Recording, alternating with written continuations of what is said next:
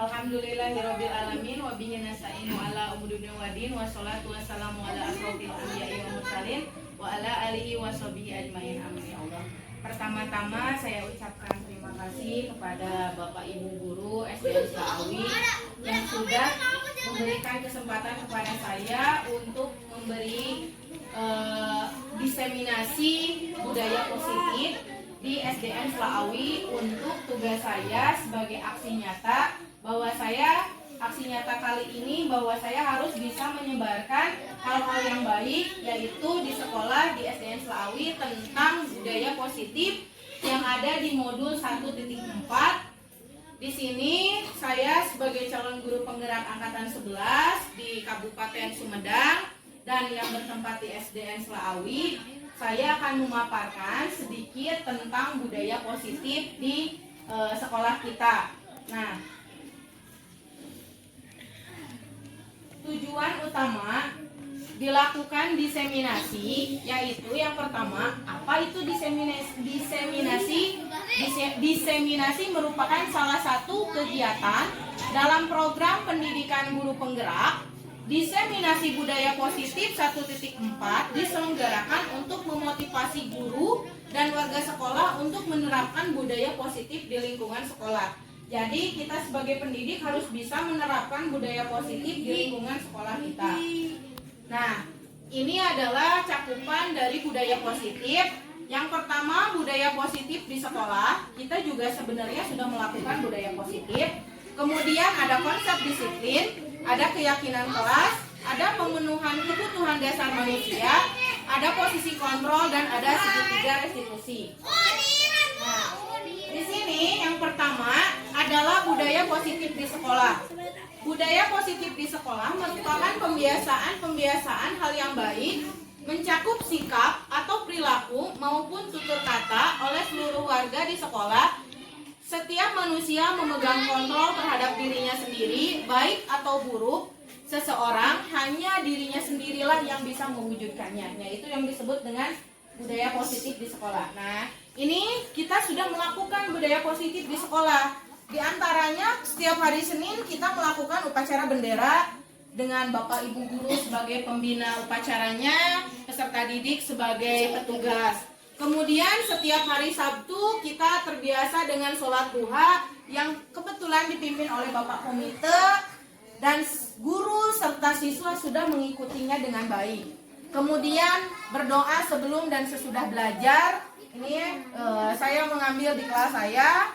Mungkin Bapak Ibu juga di kelasnya sama. Setiap pembelajaran dimulai pasti berdoa.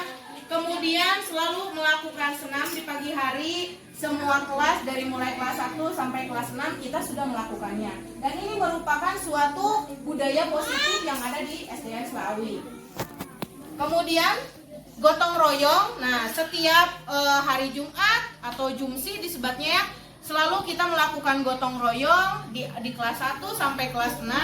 Kemudian di dalam pramuka juga dibiasakan kita berbagi dengan basnas dan yang lain sebagainya.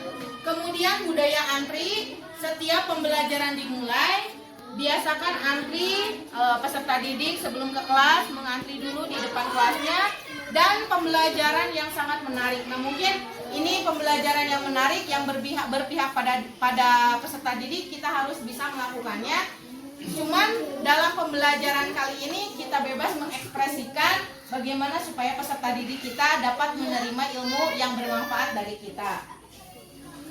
Kemudian selain itu budaya positif itu kita melakukan ice breaking, ya Bapak Ibu juga pasti suka melakukannya. Kemudian budaya 5S, senyum, sapa, salam, sopan, dan santun kita melakukannya. Kemudian setiap ada hari-hari besar Islam, Ibu Agama juga suka melakukan atau sebagai kegiatan perayaan hari-hari besar agama Islam. Dan yang terakhir adalah kita selalu melakukan kebersamaan. Nah, ini merupakan budaya positif yang sudah dilakukan, salah satu mungkin ya perwakilan dari SDN Slawi yang sudah dilakukan. Nah, yang akan kita kenalkan ini ada nilai-nilai kebajikan universal. Nah, kemarin saya belajar di 1.4 di modul itu tentang nilai-nilai kebajikan universal. Nilai-nilai kebajikan adalah sifat-sifat positif manusia yang merupakan tujuan mulia yang ingin dicapai setiap individu. Nilai tersebut bersifat universal dan lintas bahasa, suku, bangsa, agama, maupun latar belakang. Setiap perilaku atau perbuatan memiliki suatu tujuan. Kemudian dengan mengaitkan nilai-nilai kebajikan yang diyakini seseorang, maka motivasi intrinsiknya akan terbangun sehingga menggerakkan motivasi dari dalam dan dapat mencapai tujuan mulia yang diinginkan. Kemudian nilai-nilai kebajikan yang ingin dicapai oleh setiap anak Indonesia kita kenal dengan profil pelajar Pancasila yang beriman dan bertakwa kepada Tuhan Yang Maha Esa, mandiri dan berakhlak mulia, mandiri, bernalar kritis, berkebinekaan global, bergotong royong dan kreatif. Ini mungkin nilai-nilai kebajikan yang universal. Nah, dari sini muncullah teori motivasi atau perilaku manusia. Yang pertama, untuk menghindari ketidaknyamanan atau hukuman, apa yang akan terjadi apabila saya tidak melakukannya. Kemudian untuk mendapatkan imbalan dari orang lain, apa yang akan saya dapatkan apabila saya melakukannya. Dan yang ketiga, untuk menghargai diri sendiri, saya akan menjadi orang yang seperti apa bila saya melakukannya. Nah, di sini ini merupakan motivasi. Nah, mungkin kita juga sebagai pengajar punya motivasi sendiri karena kita sudah mungkin ada yang masih honor, ada yang sudah ASN. Karena kita itu menjadi motivasi ekstrinsik untuk kita menjadi lebih baik, dan motivasi ekstrinsik ini mungkin nilai-nilai kebajikan yang universal. Nah, dari sini muncullah teori motivasi atau perilaku manusia. Yang pertama, untuk menghindari ketidaknyamanan atau hukuman, apa yang akan terjadi apabila saya tidak melakukannya. Kemudian untuk mendapatkan imbalan dari orang lain, apa yang akan saya dapatkan apabila saya melakukannya. Dan yang ketiga, untuk menghargai diri sendiri, saya akan menjadi orang yang seperti apa bila saya melakukannya. Nah, di sini ini merupakan motivasi. Nah, mungkin kita juga sebagai pengajar punya motivasi sendiri karena kita sudah mungkin ada yang masih honor, ada yang sudah ASN. Karena kita itu menjadi motivasi ekstrinsik untuk kita menjadi lebih baik, dan motivasi eksternal untuk kita bisa menjadi lebih baik kemudian. Dan di sini merupakan tujuan disiplin positif. Nah, dari yang tadi muncullah hukuman dan konsekuensi. Hukuman bersifat tidak terencana atau tiba-tiba, hukuman bersifat satu arah dari pihak guru yang memberikan, dan murid hanya menerima suatu hukuman tanpa melalui suatu kesepakatan. Nah, hukuman dapat berupa fisik maupun psikis. Murid disakiti oleh suatu perbuatan atau kata-kata. Nah, ini akan kita pelajari berikutnya, yaitu disiplin dalam bentuk konsekuensi sudah disepakati oleh murid dan guru. Umumnya bentuk-bentuk konsekuensi dibuat oleh pihak guru atau sekolah, dan murid sudah mengetahui sebelumnya konsekuensi yang akan diterima jika ada pelanggaran. Dan masalah peserta didik itu pasti ada ya di kelas. Kita suka kadang kurang kali punya siswa tidak mencatat, alimaca, ngerjakan tugas, sok ayak, tapi kadang kurang sok langsung ditegur ya. Kerja kalian misalnya kan. Jadi kita harus bisa memberikan tindakan-tindakan. Misalnya tindakan guru mencatat 100 kali di dalam buku kalimat saya tidak akan terlambat lagi karena terlambat ke sekolah. Itu merupakan jelas hukuman. Lari mengelilingi lapangan basket 2 kali karena terlambat hadir di sekolah. Itu merupakan hukuman. Membersihkan coretan yang dibuatnya di meja tadi, muncullah hukuman dan konsekuensi. Hukuman bersifat tidak terencana atau tiba-tiba, hukuman bersifat satu arah dari pihak guru yang memberikan, dan murid hanya menerima suatu hukuman tanpa melalui suatu kesepakatan. Nah, hukuman dapat berupa fisik maupun psikis. Murid disakiti oleh suatu perbuatan atau kata-kata. Nah, ini akan kita pelajari berikutnya, yaitu disiplin dalam bentuk konsekuensi sudah disepakati oleh murid dan guru. Umumnya bentuk-bentuk konsekuensi dibuat oleh pihak guru atau sekolah, dan murid sudah mengetahui sebelumnya konsekuensi yang akan diterima jika ada pelanggaran. Dan masalah peserta didik itu pasti ada ya di kelas. Kita suka kadang kurang kali punya siswa tidak mencatat, alimaca, ngerjakan tugas, sok aya, tapi kadang kurang sok langsung ditegurnya kerjakan misalnya kan. Jadi kita harus bisa memberikan tindakan-tindakan. Misalnya tindakan guru mencatat 100 kali di dalam buku kalimat saya tidak akan terlambat lagi karena terlambat ke sekolah, itu merupakan jelas hukuman. Lari mengelilingi lapangan basket 2 kali karena terlambat hadir di sekolah, itu merupakan hukuman. Membersihkan coretan yang dibuatnya di meja tulis, itu merupakan konsekuensi. Murid diminta push up 15 kali karena tidak memakai masker, itu merupakan hukuman. Kemudian menggantikan kertas tugas teman yang telah dicoret-coret, itu konsekuensi karena ada alasannya. Kemudian membersihkan WC sekolah karena mematahkan pensil kawannya, nah itu merupakan hukuman. Ini merupakan pembagian antara yang mana konsekuensi dan yang mana hukuman. Nah, sekarang kita akan saya memperkenalkan restitusi. Apa itu restitusi? Restitusi proses menciptakan kondisi bagi murid untuk memperbaiki kesalahan mereka sehingga mereka bisa kembali pada kelompok mereka dengan karakter yang lebih kuat. Restitusi juga merupakan proses kolaboratif yang mengajarkan murid untuk mencari solusi untuk masalah mereka dan membantu murid berpikir tentang orang seperti apa yang mereka inginkan menjadi tujuan mulia dan bagaimana mereka harus memperlakukan orang lain. Nah, ini merupakan ciri-ciri restitusi. 9 ciri. Yang pertama, restitusi bukan hanya untuk menebus kesalahan. Restitusi memperbaiki hubungan. Restitusi adalah tawaran, bukan paksaan. Restitusi menuntun untuk melihat ke dalam diri. Dalam proses restitusi kita akan melihat adanya ketidakselarasan. Kemudian restitusi mencari kebutuhan dasar yang mendasari tindakan untuk berpindah dari evaluasi diri ke restitusi diri. Dan restitusi diri adalah cara yang paling baik dalam restitusi diri. Jadi kita harus bisa, sebelum menjudge peserta didik, kita harus melihat dulu perilaku peserta didik itu seperti apa. Kemudian restitusi fokus pada karakter bukan pada tindakan. Dan restitusi fokus pada solusi. Kemudian restitusi mengembalikan murid yang berbuat salah pada kelompoknya. Nah, yang ini yang suka kita pertanyakan, mengapa keyakinan bukan peraturan. Jadi biasanya kalau di kelas saya ada yang disebut keyakinan kelas. Jadi saya buat keyakinan kelas di kelas. Jadi peserta didik membuat keyakinan kelas masing-masing. Nanti Bapak Ibu juga saya akan berikan contohnya cara membuat keyakinan kelas. Nah, di sini murid-murid dapat diajak berdiskusi tentang tanggung jawab dan hak-hak masing-masing warga kelas, yaitu apa tugas guru dan bukan tugas guru, serta apa tugas murid atau bukan tugas murid.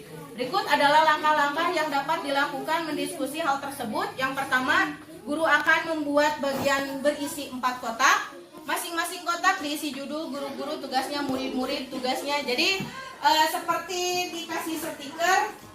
Biasanya kalau peserta didik kayak kemarin yang diseminasi yang waktu kemarin yang ada PV Bapak Ibu, jadi diberi stiker seperti ini lalu ditempelkan di kertas. Jadi tujuan peserta didik kita di kelas itu untuk apa? Misalnya tepat waktu, tidak mengobrol saat belajar, terus kesepakatan kelas yang sudah dibuat misalnya tidak mencontek dan yang lain sebagainya. Nah, setelah sudah nanti disimpulkan. Nah, itu merupakan kesepakatan kelas yang sudah disetujui oleh peserta didik dan juga kita sebagai guru. Nah, biasanya seperti itu. Jadi guru bercurah pendapat dengan 2 cara. Nah, ini mengajak murid berpendapat secara individu. Kemudian membagi murid dalam 4 atau 8 kelompok.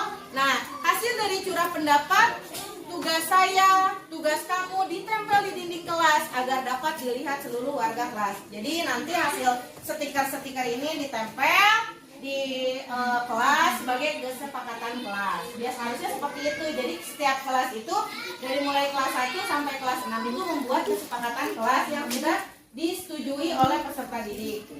Nah, ini merupakan kebutuhan dasar manusia.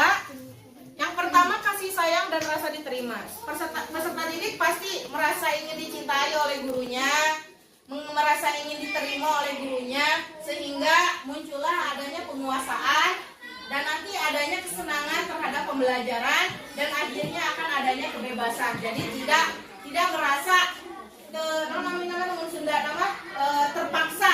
Jadi ada rasa ikhlas, ridho, tenang, nyaman ketika kita belajar. Ini merupakan kebutuhan dasar manusia. Bukan hanya murid, mungkin kita juga membutuhkan tempat ini ya. Hoyong mulai disayangi, hoyong ada penguasaan, ada kesenangan dan juga ada kebebasan. Nah ini contoh Ibu Ambar, guru wali kelas 2A di SDN Pelita Hati sedang bingung menghadapi ulah salah satu murid di kelasnya. Doni, beberapa anak di kelas 2A telah datang padanya dan mengeluhkan Doni yang seringkali meminta bekal makan siang mereka dengan paksa. Kira-kira apa alasan Doni melakukan hal itu? Nah ini merupakan masalah. Nah, kebutuhan pastinya untuk bertahan hidup, kebutuhan yang bersifat fisiologi untuk bertahan hidup, misalnya kesehatan, ditempel kemarin yang kayak ini kemarin, ditempel, terus hasilnya bagaimana. Nah, ketika ada masalah seperti yang kemarin terjadi, misalnya ada anak yang berkelahi, kita buat. Kita jangan langsung menjudge anak harus begini misalnya. Kita lihat pendekatan kelas yang sudah dibuat sama mereka. Pasti di sana muncul anak-anak pasti hormat kepada ibu guru misalnya, disiplin, ya kan, sopan santun. Berarti ketika mereka melanggar, berarti kan tinggal tanya kesepakatan kelas apa yang sudah kamu buat. Berarti berkelahi kita sudah melanggar peraturan tidak? Sudah Bu. Nah, kita harus bisa menyadarkan bahwa si anak itu melakukan kesalahan, gitu kan? Jangan langsung menjadi kamu salah. Jadi kita memberikan poin-poin dulu sebelum menjadikan. Jadi si anak harus tahu kesalahannya mana. Gitu. Ini yang saya pernah lakukan. Sedikit lagi Bapak Ibu. Sebentar ya.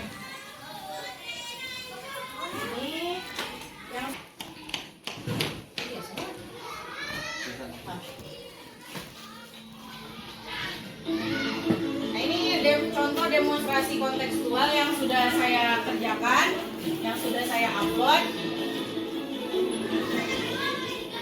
Ini contohnya. Assalamualaikum warahmatullahi wabarakatuh. Salam guru benar.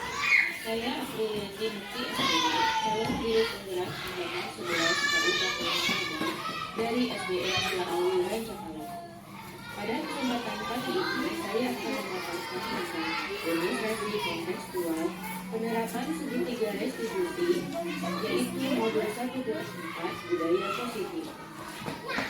Adapun pendamping saya yaitu Ibu Tati Saktika SPD sebagai pengajar praktik dan Dr. Tata MPD sebagai fasilitator. Segitiga restitusi. Apa itu segitiga restitusi? Suatu proses dialog yang dijalankan guru atau orang tua agar dapat menghasilkan murid yang mandiri dan bertanggung jawab. Konsep dari segitiga restitusi dapat dilihat dari menstabilkan identitas dan menanyakan keyakinan. Yang pertama adalah menstabilkan identitas dapat dilihat berdasarkan prinsip membuat kesalahan adalah kegiatan dari proses pembelajaran. Kemudian menggeser identitas sukses. Kemudian yang kedua adalah validasi tindakan yang salah. Yang pertama berdasarkan prinsip setiap perilaku berupaya memenuhi suatu kebutuhan tertentu. Kemudian guru akan bergeser dari pemikiran stimulus respon menjadi proaktif dan kemudian mengenali dan mengakui kebutuhan murid dan memperbaiki hubungan dengan murid. Yang ketiga adalah menanyakan keyakinan. Murid akan diberi pertanyaan bermakna untuk memunculkan motivasi secara intensif, kemudian mampu mengaitkan keyakinan dengan tindakan yang salah. Kasus yang pertama, Azril sering sekali datang terlambat ke sekolah sehingga banyak pelajaran yang tertinggal. Ini Azril, saya contohkan Azril yang terlambat. Di sini saya menstabilkan identitas terlebih dahulu. Kenapa anak bisa kesiangan? Jangan langsung kamu kesiangan. Tanya dulu kesiangannya karena apa. Hanya di sini kita harus berusaha di posisi sebagai manajer. Mungkin bisa tadi atau kalau Butia mau sebagai teman boleh. Tapi kita usahakan sebagai manajer. Nanti muncullah validasi tindakan yang salah. oh saya kesiangan karena saya ketiduran Bu, karena saya tidurnya jam 10 malam main game kan.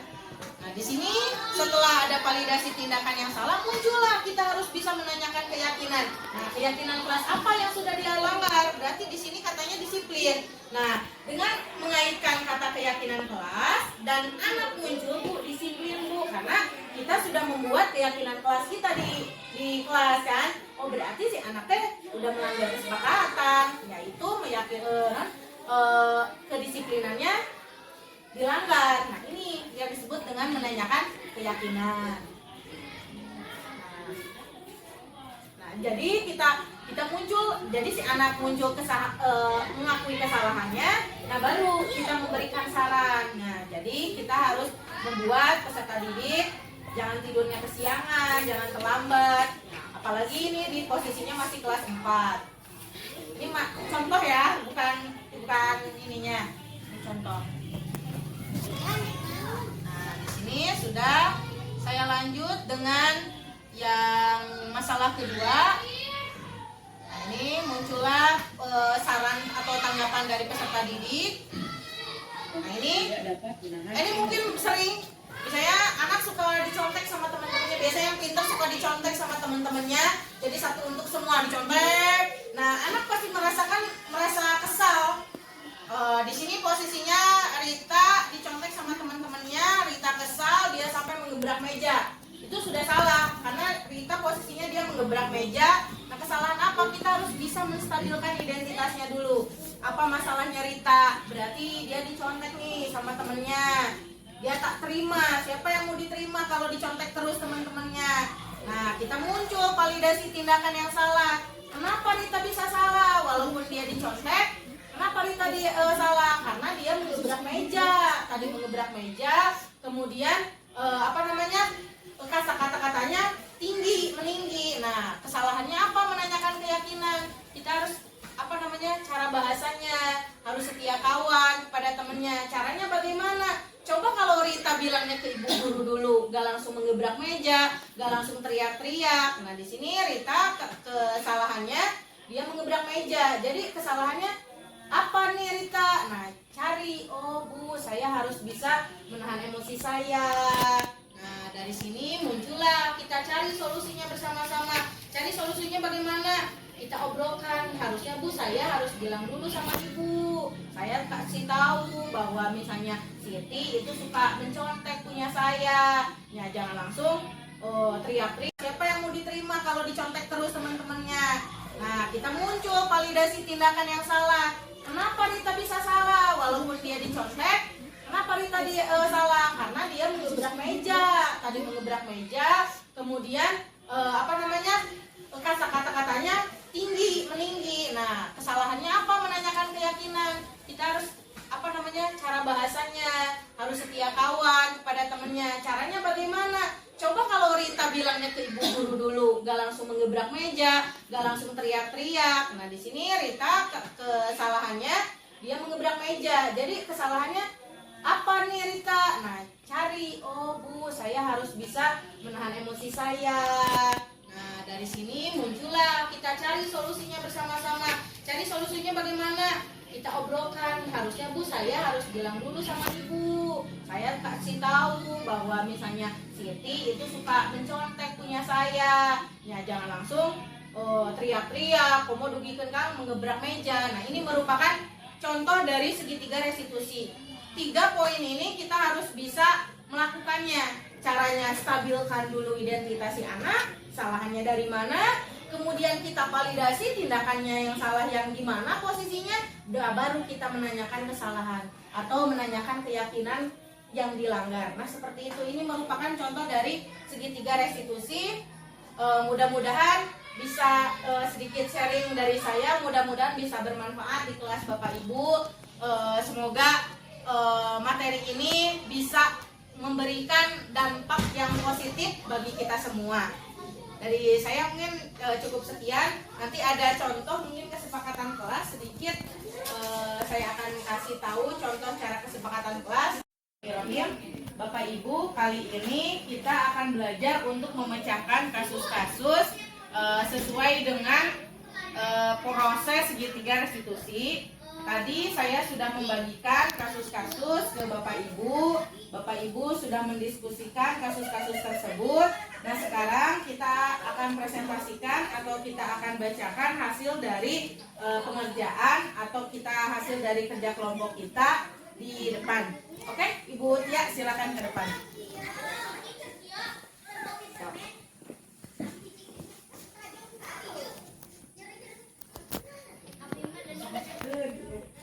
Kasus 1. Guru matematika dan wali kelas 8, Ibu Santi sakit sehingga tidak dapat masuk dan mengajar. Akhirnya dicarikan guru pengganti, Ibu Eni. Ibu Eni baru 2 tahun menjadi guru SMP.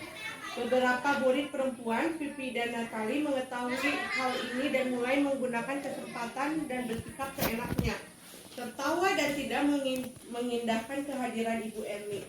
Ibu Eni mencoba menyapa Pipi dan Natali dengan ramah, sambil mengingatkan mereka untuk tetap fokus pada pengerjaan tugas. Ayolah, tugasnya dikerjakan. Nanti Ibu ditegur Bapak Kepala Sekolah kalau kalian tidak kerjakan tugas. Tolong bantu Ibu ya. Namun Pipi dan Natali malah jadi tertawa. Ibu santai saja Bu. Mereka tetap tidak mengerjakan tugas dan malah mengobrol. Keesokan harinya Ibu Santi memanggil Pipi dan Natali serta menanyakan tentang laporan Ibu Eni. Ibu Santi menanyakan apakah mereka bersedia melakukan memperbaiki permasalahan yang ada. Pipi dan Natali sempat ragu-ragu dan membela diri. Namun pada akhirnya mengatakan akan meminta maaf. Ibu Santi menanggapi bahwa tindakan itu boleh saja dilakukan bila mereka sungguh-sungguh ingin meminta maaf. Namun Ibu Santi menanyakan kembali apa yang mereka bisa lakukan untuk menggantikan rasa tidak dihormati Ibu Santi. Baik Pipi maupun Natali mengakui bahwa perilaku mereka tidak sesuai dengan keyakinan kelas. Ibu Santi melanjutkan kembali apa yang mereka lakukan untuk memperbaiki masalah, apakah ada gagasan. Setelah berpikir sejenak, Natali dan Pipi mengusulkan bagaimana kalau mereka mengadakan sebuah diskusi kelompok dengan teman-teman sekelasnya. Tema yang mereka pilih adalah penerapan keyakinan kelas, terutama tentang sikap saling menghormati dan bagaimana penerapannya di kehidupan sehari-hari di sekolah. Usulan kedua adalah mengirim email kepada Ibu Eni tentang gagasan mereka tersebut. Mereka pun memberitahu Ibu Eni bahwa mereka telah memberitahu kepala sekolah Pak Hasan bila lain waktu ada ketiadaan guru, maka mereka akan mengusulkan Ibu Eni sebagai guru pengganti. Pertanyaan nomor 1. Dalam kasus di atas, langkah-langkah restitusi apa yang sudah dijalankan oleh Ibu Santi? Pembahasan nomor 1. Yang pertama yaitu mengidentifikasi permasalahannya. Ibu Santi memulai dengan memanggil Pipi dan Natali untuk menanyakan laporan dari Ibu Eni. Ini adalah langkah awal dalam memahami permasalahan yang terjadi. Kemudian yang kedua, membangun kesadaran dan akuntabilitas. Ibu Santi mengajukan pertanyaan kepada Pipi dan Natali mengenai kesediaan mereka untuk memperbaiki permasalahan yang ada. Langkah ini membantu membangun kesadaran mereka tentang dampak dari perilaku mereka. Ketiga, mendorong refleksi diri. Ibu Santi tidak hanya menerima permintaan maaf secara formal, tetapi juga meminta Pipi dan Natali untuk memikirkan lebih dalam tentang tindakan apa yang bisa mereka lakukan untuk menggantikan rasa tidak hormat yang dihormati oleh Ibu Eni. Ini mendorong siswa untuk refleksi diri dan tanggung jawab atas tindakan mereka. Yang keempat, menghubungkan dengan keyakinan kelas. Ibu Santi mengaitkan perilaku mereka dengan keyakinan kelas yang telah disepakati bersama. Ini membantu siswa memahami bahwa perilaku mereka tidak hanya tidak pantas, tetapi juga melanggar nilai-nilai mereka yang mereka setujui. Yang kelima, meminta maaf solusi dari siswa. Ibu Santi meminta Pipi dan Natali untuk mengusulkan gagasan tentang bagaimana mereka bisa memperbaiki masalah tersebut. Ini melibatkan siswa secara aktif dalam proses pemulihan dan memberikan mereka kesempatan untuk menunjukkan niat baik. Kemudian yang keenam, mendiskusikan tindakan konkret. Setelah berpikir sejenak, Pipi dan Natali mengusulkan untuk mengadakan diskusi kelompok dengan teman-teman sekelasnya.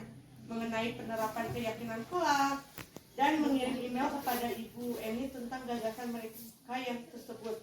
Mereka juga memberitahu kepada kepala sekolah tentang usulan mereka agar Ibu Eni tetap menjadi guru pengganti di waktu mendatang. Kemudian pertanyaan nomor 2. Menurut Anda, apakah restitusi yang diusulkan Pipi dan Natali sudah sesuai dengan pelanggaran yang telah dibuat? Apakah langkah-langkah restitusi yang telah diusulkan mereka? Menurut kami, restitusi yang diusulkan oleh Pipi dan Natali sudah sesuai dengan pelanggaran yang telah dibuat. Mereka mengakui kesalahan mereka dan berusaha mencari solusi yang melibatkan refleksi, komunikasi, dan tindakan konkret.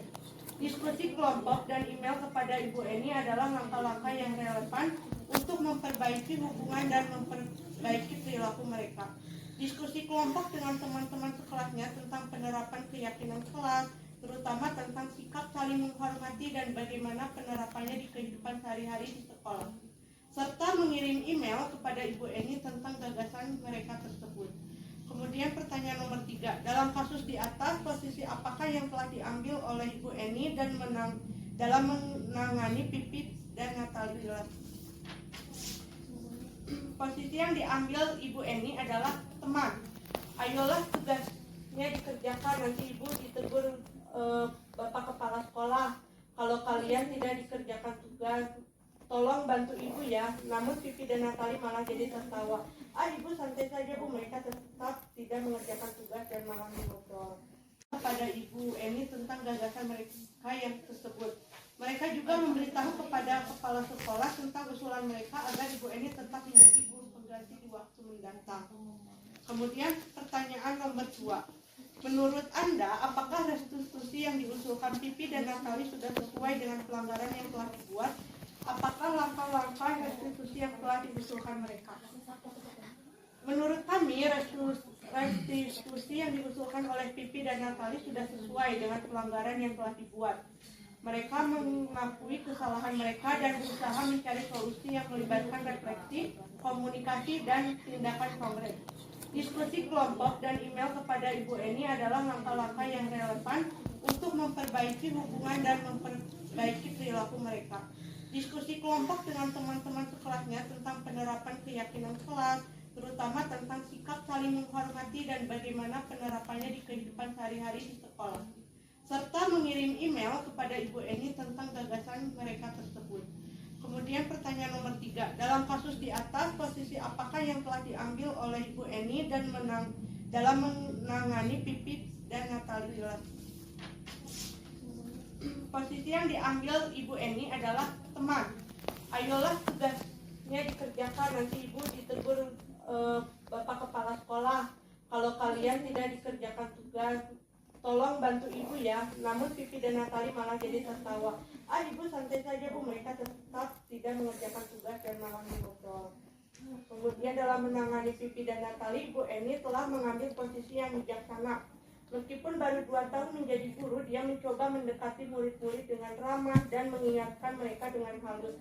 Meskipun respon dari Pipi dan Natali tidak sesuai harapan, Ibu Eni tetap berusaha memahami situasi dan tetap berkomitmen untuk mengajar dengan baik. Kemudian pertanyaan nomor 4. Jika Anda adalah Pak dan bagaimana Anda menyikapi langkah yang ditempuh Ibu Sakti? Saya akan mengapresiasi Bu Sakti atas pendekatannya yang melibatkan siswa dalam merefleksi diri dan upaya perbaikan. Karena tindakan Bu Sakti sudah sesuai dengan langkah-langkah restitusi. Kemudian Terima kasih Bu Tia. Yang tadi langkah dari restitusi yang dilakukan oleh Ibu Sakti itu berposisi sebagai teman. Dan sekarang kita lanjut ke kasus yang kedua yang sudah dipecahkan oleh Ibu Nadia ya. Silakan Ibu Nadia.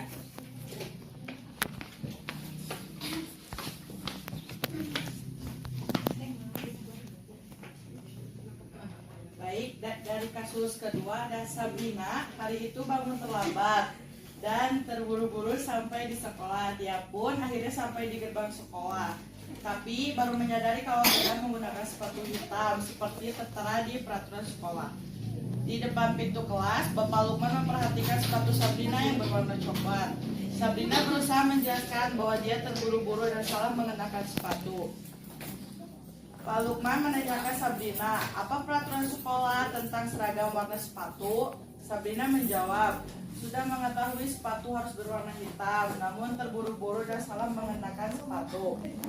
Selain tidak mungkin kembali pulang karena rumahnya jauh sekali, Pak Lukman tetap bersikeras pada peraturan yang berlaku dan mengatakan, ya sudah, kamu sudah melanggar peraturan sekolah, kamu salah, kamu sudah terlambat.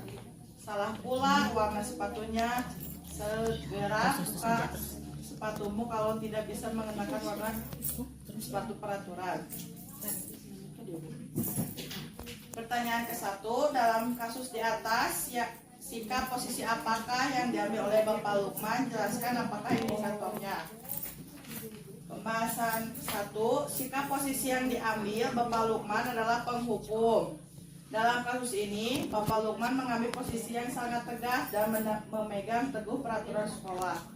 Indikatornya adalah ketegasan dalam menegakkan aturan, ketidakberpihakan pada alasan atau penjelasan Sabrina, dan ketidakberkompromiannya terhadap pelanggaran peraturan. Kemudian, ya sudah, kamu sudah melanggar peraturan sekolah, kamu salah, sudah terlambat, salah pula warna sepatunya. Segera buka sepatumu kalau tidak bisa mengenakan warna sepatu sesuai peraturan. Tidak, kamu telah melanggar peraturan sekolah, kalau tidak sanggup, ambil sepatu di rumah atau diantarkan sepatu ke sekolah. Ya sudah, kamu tidak bersepatu saja seharian di sekolah. Sekarang copot sepatumu dan silakan belajar tanpa sepatu seharian. Terus seharian ia tidak berani berkeliling sekolah karena malu dan lebih banyak berdiam diri di kelas tanpa alas sepatu. Kemudian Sabrina meminta maaf dan memohon kembali kepada Pak Lukman agar tetap dapat mengenakan sepatunya dan berjanji tidak mengulangi kesalahannya. Namun Pak Lukman tidak mau tahu, tidak, kamu telah melanggar peraturan sekolah, kalau tidak sanggup ambil sepatu di rumah atau diantarkan sepatu ke sekolah. Ya sudah, kamu tidak bersepatu saja seharian di sekolah. Sekarang copot sepatumu dan silahkan belajar tanpa sepatu seharian. Sabrina pun dengan berat hati mencopotkan sepatunya dan memberikan kepada Pak Lukman. Seharian dia tidak berani berkeliling sekolah karena malu dan lebih banyak berdiam diri di kelas tanpa alas sepatu. Pertanyaan kedua, bila Bapak Lukman mengambil posisi seorang manajer, apa yang akan dikatakannya? Pertanyaan-pertanyaan seperti apakah yang akan diajukan ke Sabrina? Jelaskan. Jika Bapak Lukman mengambil posisi seorang manajer, dia mungkin akan mengajukan pertanyaan-pertanyaan berikut kepada Sabrina. Yang ke-1, apakah Anda mengetahui peraturan tentang warna sepatu? Kedua, apakah ada alasan khusus mengapa Anda tidak menggunakan sepatu hitam? Ketiga, apakah Anda memiliki rencana untuk memperbaiki situasi ini? 4, Sabrina, saya mengerti bahwa kamu terburu-buru pagi. Apakah ada alasan khusus mengapa Anda tidak menggunakan sepatu hitam? Ketiga, apakah Anda memiliki rencana untuk memperbaiki situasi ini? 4, Sabrina, saya mengerti bahwa kamu terburu-buru pagi ini dan tidak sengaja menggunakan sepatu yang salah. Mari kita cari solusi yang tepat. Dan kelima, apakah kamu ingat tentang keyakinan kelas dan peraturan sekolah yang sudah kita sepakati tentang disiplin dalam hal berpakaian di sekolah? Itu adalah kasus yang kedua, bahwa di posisi tadi Sabrina dan Pak Lukman di posisinya sebagai manajer dan juga dia sebagai penghukum. Nah, sekarang kita berlanjut ke kasus yang ketiga yang akan dipecahkan oleh Ibu Cantik. Silakan Ibu Cantik.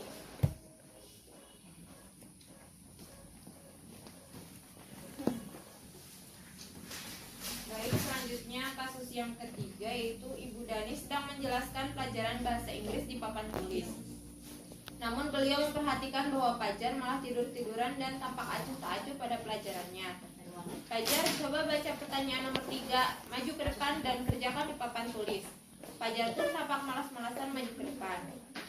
Dan sesampai di depan papan tulis pun, Fajar hanya diam terpaku. sambil memegang buku bahasa Inggrisnya dan memainkan spidol di tangannya. Ayo Fajar, makanya jangan tidur-tiduran, lain kali perhatikan. Sudah sana duduk kembali, kira-kira siapa yang bisa? Fajar pun kembali duduk di bangkunya. Hal seperti ini sudah sering kali terjadi pada Fajar. Seperti tidak memperhatikan, acuh tak acuh, dan nilai-nilai pun tidak terlalu baik untuk pelajaran bahasa Inggris. Pada saat ditegur oleh Ibu Dani, Fajar hanya menjawab, "Tidak tahu Bu." Ibu Dani pun menjawab diri, "Gimana kamu Fajar? Kamu tidak kasihan sama ibu ya? Ibu sudah capek-capek mengajarkan kamu. Tidak kasihan sama ibu." Dan Fajar pun diam membisu. Ya. Pertanyaan nomor 1, posisi kontrol apa yang diambil oleh Ibu Dani dalam pendekatannya kepada Fajar? Dalam kasus ini, Ibu Dani mengambil posisi kontrol pembuat rasa bersalah. Dalam hal ini, Ibu Dani otoriter dalam pendekatannya kepada Fajar. Indikatornya adalah ketegasan dalam menegur Fajar, meminta Fajar maju ke depan, dan memberikan peringatan. Ibu Dani juga mengekspresikan kekecewaannya terhadap Fajar dengan mengatakan bahwa dia sudah capek mengajarkan dan bertanya apakah Fajar tidak kasihan padanya. Ayo Fajar, makanya jangan tidur-tiduran, lain kali perhatikan. Sudah sana, duduk kembali, kira-kira siapa yang bisa? Gimana kamu Fajar, kamu tidak kasihan sama ibu ya? Ibu sudah capek-capek mengajarkan kamu, tidak kasihan sama ibu. Selanjutnya pertanyaan ketiga, kira-kira bila Anda adalah kepala sekolah di sekolah tersebut, nilai kebajikan apa yang ingin dituju oleh peraturan harus berwarna hitam? Bagaimana Anda menyikapi langkah yang diambil Pak Lukman mengenai kasus tersebut? Dalam menghadapi langkah yang diambil oleh Pak Lukman sebagai kepala sekolah, kami akan mempertimbangkan beberapa faktor. 1. Konteks dan kemanusiaan. 2. Pendidikan dan pembelajaran. 3. Kesejahteraan siswa. Menyarankan kepada Pak Lukman untuk bimbingan lebih lanjut, mengajak Sabrina bicara dari hati ke hati, jangan langsung memberikan tindakan yang tegas, karena pendekatan yang diambil Pak Lukman cenderung otoriter dan dinilai kurang memperlihatkan empati terhadap Sabrina. Sebagai kepala sekolah, nilai kebajikan yang ingin dituju oleh peraturan harus berwarna hitam adalah kedisiplinan dan konsistensi. Peraturan sekolah bertujuan untuk menciptakan lingkungan yang teratur dan merata bagi semua siswa, sehingga mengenakan seragam yang sesuai adalah bagian dari nilai-nilai ini: nilai kedisiplinan, nilai kesetaraan, nilai tanggung jawab, dan nilai kebersamaan. Terima kasih Ibu Cantik. Kita akan berlanjut ke kasus yang terakhir yang akan dipecahkan oleh Ibu Ati. Kepada Ibu Ati saya persilakan.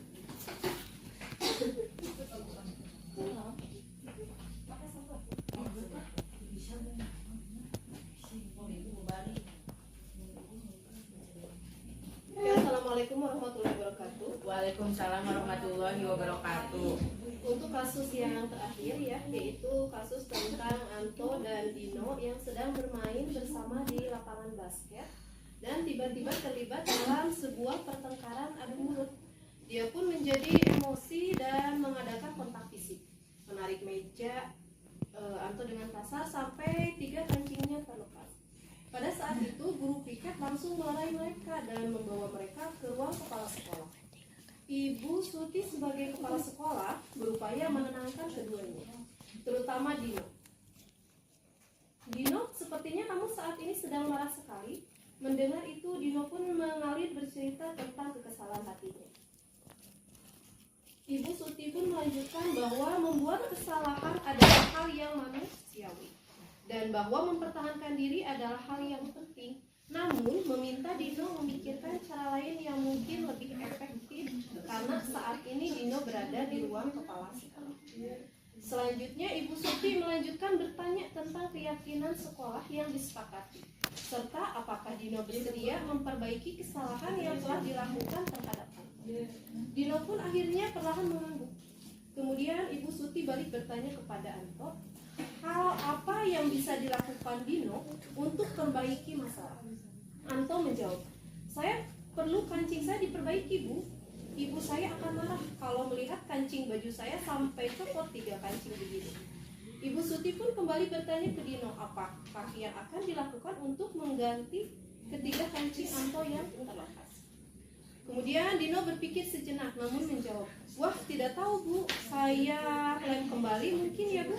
Ibu Suti berpikir sebentar dan menanggapi, kalau dilem akan mudah terlepas kembali Dino, bagaimana kalau kamu menjaga Nilai kedisiplinan, nilai kesetaraan, nilai tanggung jawab, dan nilai kebersamaan. Terima kasih Ibu Cantik. Kita akan berlanjut ke kasus yang terakhir yang akan dipecahkan oleh Ibu Ati. Kepada Ibu Ati saya persilahkan.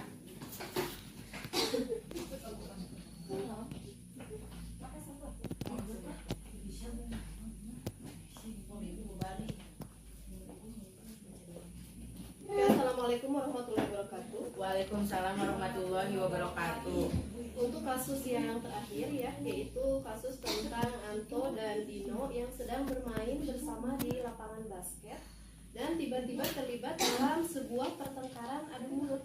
Dia pun menjadi emosi dan mengadakan kontak fisik, menarik meja Anto dengan kasar sampai 3 kancingnya terlepas. Pada saat itu guru piket langsung melerai mereka dan membawa mereka ke ruang kepala sekolah. Ibu Suti sebagai kepala sekolah berupaya menenangkan keduanya, terutama Dino. Dino, sepertinya kamu saat ini sedang marah sekali. Mendengar itu, Dino pun mengalir bercerita tentang kekesalan hatinya. Ibu Suti pun melanjutkan bahwa membuat kesalahan adalah hal yang manusiawi dan bahwa mempertahankan diri adalah hal yang penting. Namun, meminta Dino memikirkan cara lain yang mungkin lebih efektif karena saat ini Dino berada di ruang kepala sekolah. Selanjutnya, Ibu Suti melanjutkan bertanya tentang keyakinan sekolah yang disepakati, serta apakah Dino bersedia memperbaiki kesalahan yang telah dilakukan terhadap Anto. Dino pun akhirnya perlahan mengangguk. Kemudian Ibu Suti balik bertanya kepada Anto, hal apa yang bisa dilakukan Dino untuk perbaiki masalah? Anto menjawab, saya perlu kancing saya diperbaiki Bu. Ibu saya akan marah kalau melihat kancing baju saya sampai copot 3 kancing begini. Ibu Suti pun kembali bertanya ke Dino, apakah yang akan dilakukan untuk mengganti ketiga kancing Anto yang terlepas. Kemudian Dino berpikir sejenak namun menjawab, wah tidak tahu Bu, saya lem kembali mungkin ya Bu. Ibu Suti berpikir sebentar dan menanggapi, kalau dilem akan mudah terlepas kembali Dino, bagaimana kalau kamu menjahit saja, bersediakah kamu? Dino tampak ragu-ragu dan menanggapi, menjahit, mana saya tahu bagaimana menjahit Ibu. Ibu Suti meneruskan, apakah kamu bersedia belajar menjahit? Dino berpikir sejenak, memandang ke meja Anto dan menanggapi, yang mengajari saya siapa Bu? Dengan cepat Ibu Suti menjawab, Pak Irfan, guru tata busana. Dino kembali diam sejenak memandang ke meja Anto yang tanpa kancing. Akhirnya Dino mengangguk tanda menyetujui dan sepanjang siang itu Dino belajar menjahit dan memperbaiki kemeja Anto. Terakhir kali terlihat kedua anak laki-laki tersebut, Dino dan Anto, pada jam pulang sekolah, mereka sudah bercengkrama dan bersandar gurau kembali.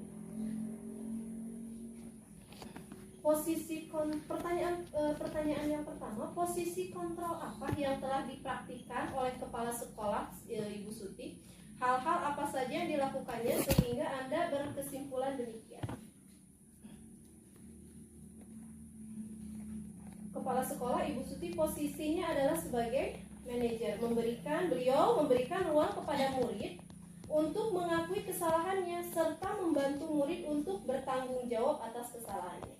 Ibu Suti menjelaskan bahwa membuat kesalahan adalah hal yang manusiawi dan bahwa mempertahankan diri adalah hal yang penting. Namun, meminta Dino memikirkan cara lain yang mungkin lebih efektif karena saat ini Dino berada di ruang kepala sekolah. Untuk yang pertanyaan yang kedua, dalam kasus tersebut, bagaimana Dino dikuatkan, bagaimana Anto dikuatkan oleh Ibu Suti? Yang dilakukan adalah satu dengan pendekatan empati, di mana Ibu Suti memahami perasaan Dino dan memberikan kesempatan untuk memperbaiki kesalahannya.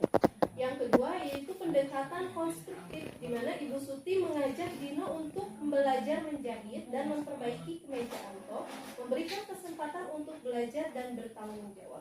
Sedangkan untuk kasusnya Anto, yaitu dilakukan pendekatan restitusi di mana Ibu Suti bertanya kepada Anto, apa yang bisa dilakukan Anto untuk memperbaiki masalah.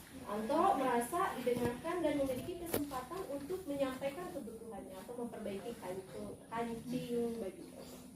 Untuk pertanyaan yang ketiga, kira-kira nilai-nilai kebajikan apa yang dituju dalam kasus tersebut?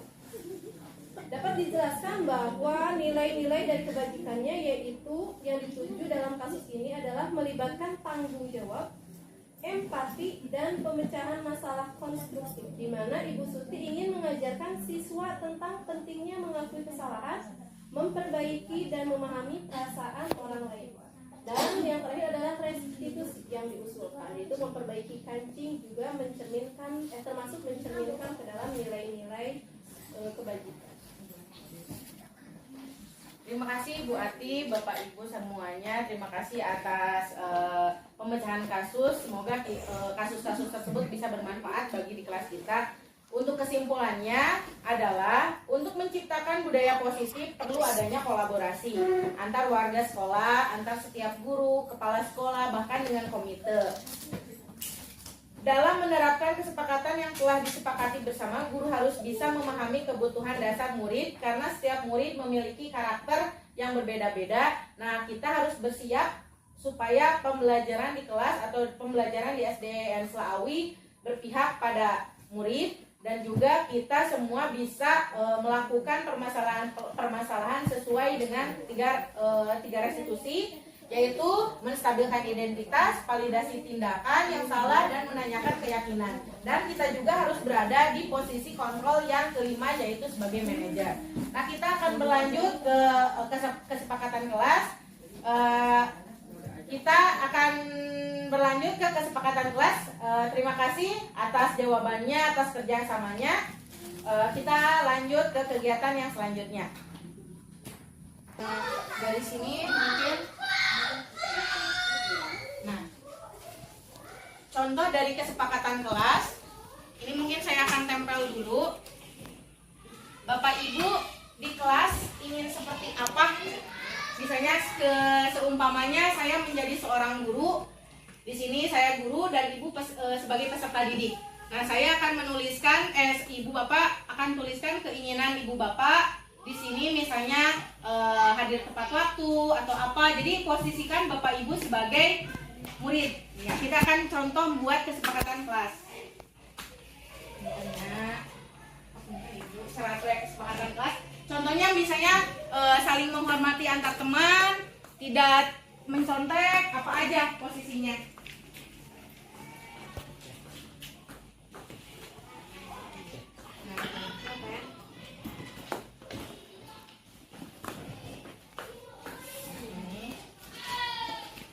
Ini dianya, Yosnya kita.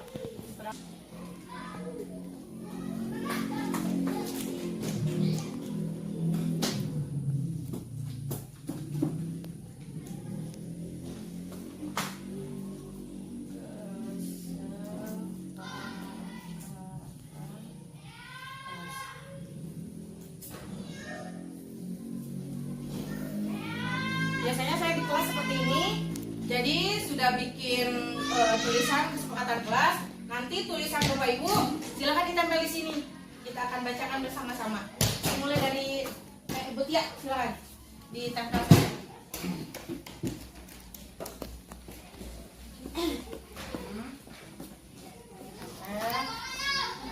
Satu aja tidak apa-apa. Bu Cantik, silakan. Nyawios pada dua. Bu, atas. Oh, kurang tempel. Adila, sok.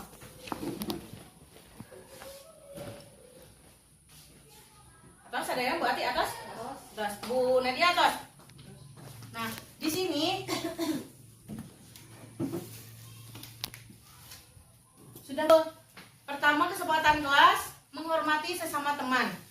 Berarti sudah menjadi kesepakatan bahwa kita di kelas harus menghormati sesama teman. Kemudian menjaga kebersihan dan kerapian kelas. yang tenang, jadi jangan berisik ya, betul. Kelas yang tenang, datang tepat waktu. Dan yang terakhir, ingin masuk kelas dengan tertib. Jadi anak-anak masuk ke kelas dengan tertib. Nah, ini sudah kita contoh buat kesepakatan kelas. Ini itu ditempel di dinding supaya peserta didik tahu ketika misalnya dia terlambat, tinggal kita, oh kamu udah melanggar kesepakatan kelas. Jadi kita tinggal tanya, kesepakatan kelas yang sudah kamu langgar apa coba? Iya Bu, datang terlambat. Tidak usah menjadi kamu kesiangan, tidak seperti itu kan? Kan tidak, ini kan kesepakatan yang harus kita sudah buat. Jadi kita harus bisa mengikuti ini, ya kan? Jadi tinggal diuikan dari kamu orang kali. Jadi orang tuh mau capek-capek. Nah, misalnya di sini kelas yang tenang nih, di sini kelas yang tenang. Ketika mereka berisik, coba anak-anak baca kesepakatan kelas nomor 3. Nah, kelas yang tenang Bu, hari ini tenang nggak kalau berisik?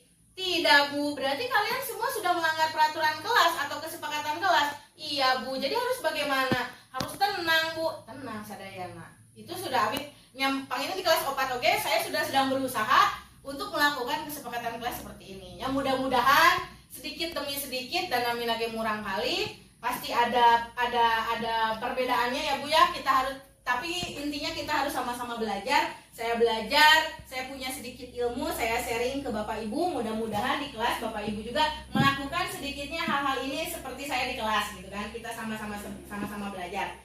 Oke, baiklah, dari saya mungkin cukup sekian. Terima kasih atas waktunya. Mudah-mudahan budaya positif ini kita bisa aplikasikan di SDN Selawi supaya SDN Selawi bisa lebih berseri lagi, lebih berprestasi dan lebih hebat lagi. Tepuk tangan buat kita semua.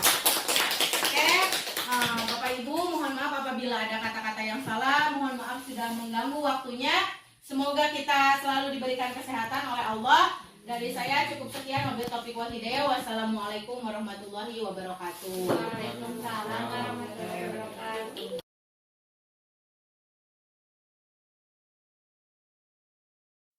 Kita akan buat kesepakatan kelas. Caranya, Ibu akan bagikan kertas ini satu orang dapat satu kertas.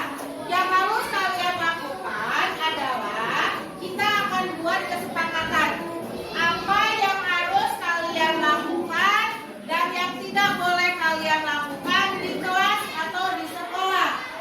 Tuliskan satu kegiatan saja.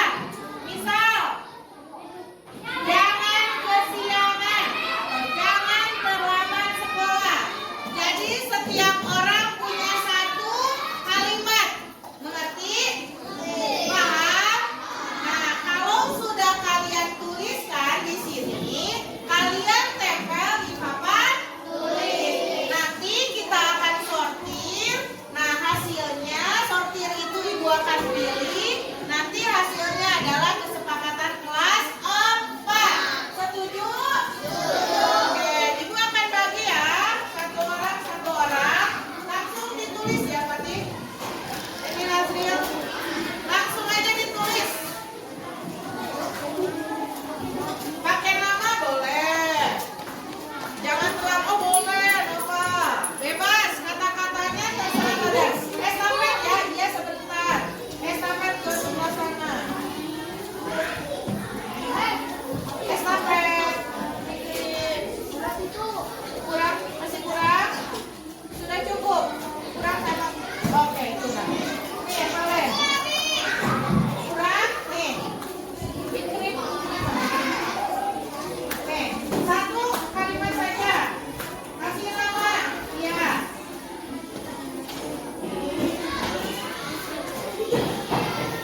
Langsung ditulis.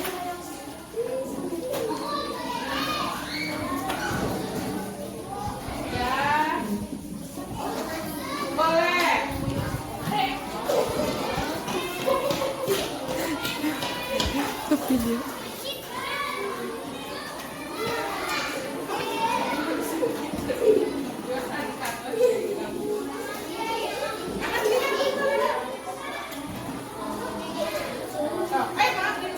Nah, sekarang tulis.